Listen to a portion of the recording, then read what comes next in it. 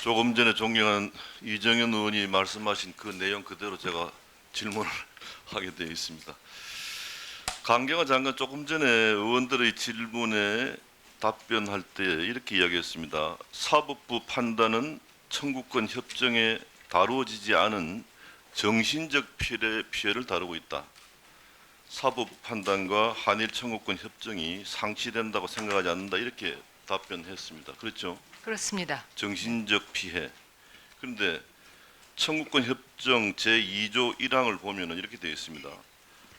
양체약국은 양체약국 및 그 국민, 법인을 포함해서 국민의 재산, 권리 및 이익과 양체약국 및 그 국민 간의 청구권에 관한 문제가 1951년 9월 8일 샌프란시스코 시에서 서명된 일본 국가의 평화조약 제4조 1에 규정될 된 것을 포함하여 완전히 그리고 최종적으로 해결된 것이 된다는 것을 확인한다. 이렇게 되어 있어요.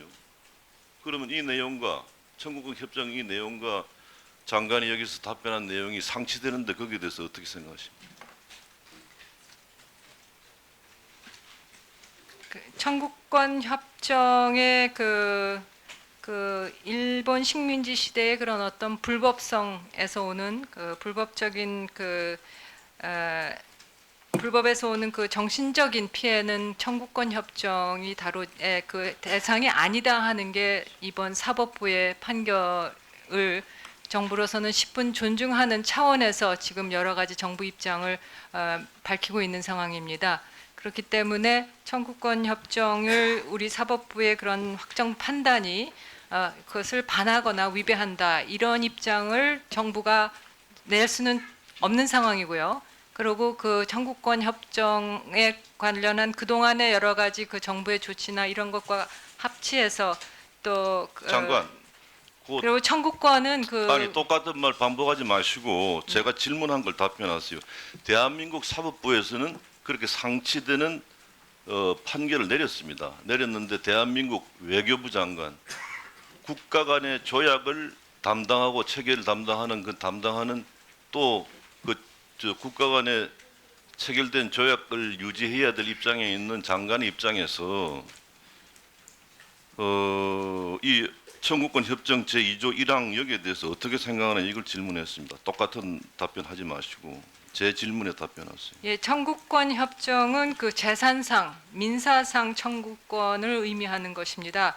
이번 사법부의 판결은 불법 행위에 대한 정신적 위자료를 그러면은 의미하고 있습니다. 이 청구권 협정에 완전히 그리고 최종적으로 해결된 것이 된다는 것을 확인한다. 이 내용에 대해서 어떻게 해석하고 계십니까? 네, 재산상, 민사상 청구권을 뜻한다고 생각합니다.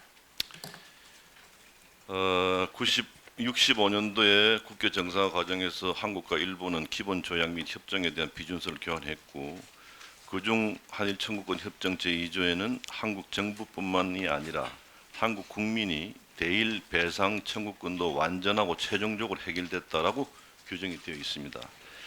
그런데 2018년도에 우리 대법원이 개인의 배상 청구권은 유효하다고 판결하면서 지금 분쟁이 시작되었습니다. 국가 간의 조약인 65년도의 한일 청구권 협정과 2018년 우리 대법원의 판결이 현실적으로 충돌하고 있고 그에 대한 양국의 해석도 모두 다른 그런 복잡한 상황이 전개되고 있습니다. 그런데 저도 사법부의 판결은 존중되어야 된다고 생각합니다. 그러나 우리나라의 많은 부처 중에 각 부처의 역할은 자기 입장이 있어야 됩니다. 다른 부처 장관도 아니고 국가 간의 조약을 담당하는 외교부 장관으로서 이런 분쟁이 발생했을 때에 국가 간의 조약을 준수해야 한다는 입장을 고수해야 되는 거 아닌가 하는 걸 질문을 합니다. 어떻게 생각하세요? 네, 바로 그런 부분이 있기에 저희가 이번에 그 3조 1항에 따른 외교적 협의에 응할 수 있다 하는 입장도 함께 발표를 했습니다. 외교부 장관이라면 최소한 조약의 주요성과 국익에 대해서 꼼꼼히 따져보고 세련된 외교 합법으로 분쟁을 최소화하고 국익을 극대화해야 하는 거라고 생각하는데 장관은 이렇게 이야기했어요. 일본의 보복성 조치가 나오면 가만히 있지 않겠다. 이런 발언을 국회에 와서 공개적으로 했는데 이렇게 국가 간의 외교 분쟁이 통상 분쟁으로 번지는 심각한 상황에서 오히려 문제를 더 키우는 발언을 갖다가 외교부 장관이 했다. 저는 이렇게 생각이 됩니다. 여기에 대해서 과연 외교부 장관의 역할이 무엇인지, 갈등의 유발자가 되어야 될지, 문제 해결사가 되어야 될지 여기서 입장을 말씀해 보세요. 네, 물론 외교부는 양국 관리가 어려운 가운데서도 잘 관리를 하고 상황 악화를 막아야 된다고 생각합니다만 그때 일본의 조치가 있을 경우에 어떻게 그런 가상적인 질문에 대해서 그렇게 말씀을 드린 외교부 거고요. 장관은 이 보복성 조치가 나오면 가만히 있지 않겠다 이렇게 발언하면 안 된다는 것을 저는 지적합니다. 명심하십시오.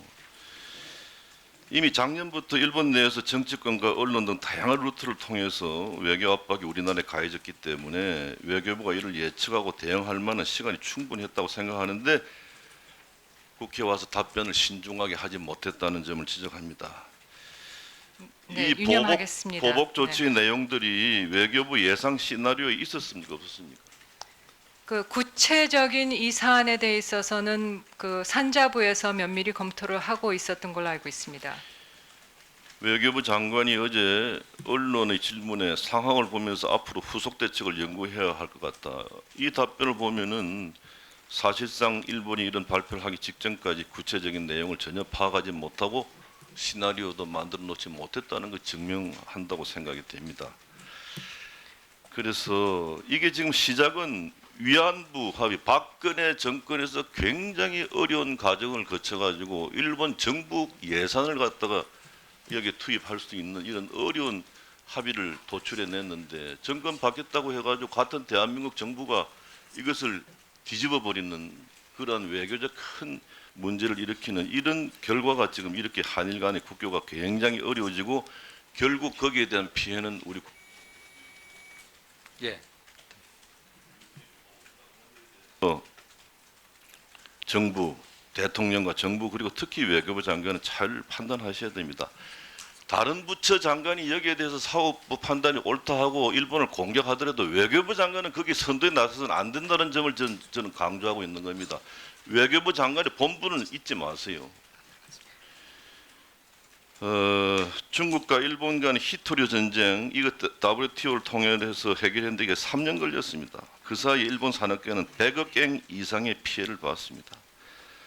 장관이 가만히 있지 않겠다고 했는데 3, 4년씩 걸리는 WTO 제소 이외에 과연 외교부가 어떤 일을 할 수 있을지 의문입니다. 외교부에서는 WTO에서 승소 가능성이 얼마가 된다고 생각하십니까? 네, 그거는 해당 부처인 그 통상교섭본부 또 산자부와 우리 업계 협의를 통해서 아직 결론 안 냈습니까? 네, 지금 분석하고 준비하고 있는 걸로 알고 있습니다. 또 일본 터뜨려. 일본이 아무리 미워도 결국 지금 일본 GDP 세계 3위 강대국이고 우리 우방국이고 특히 북한 핵 문제 해결하는데 우리 화력에 북한 공산군이 내려올 때 이걸 막을 수 있는 화력의 대부분이 유엔사 후방기지 일본에 지금 다가 있습니다. 이런 우리에게 굉장히 중요한 나라인데 일본과 잘 지내야 되는데 다른 부처는 나와서 싸우더라도 외교부 장관은 싸움을 말리는 입장에 서야 된다. 그래서 결론적으로 외교와 국정의 최고 우선순위는 국익이고 아무 대책 없는 감성팔이 외교는 절대 안 된다는 점을 지적합니다. 국정 최고 책임자와 외교 사령탑이 감성팔이 외교를 하면은 당장은 속이 시원할지 모르겠습니다만은 그에 따른 후유증과 피해는 우리 국민에게 돌아간다는 것이 국제 정치의 냉엄한 현실이라는 것을 다시 한번 지적합니다.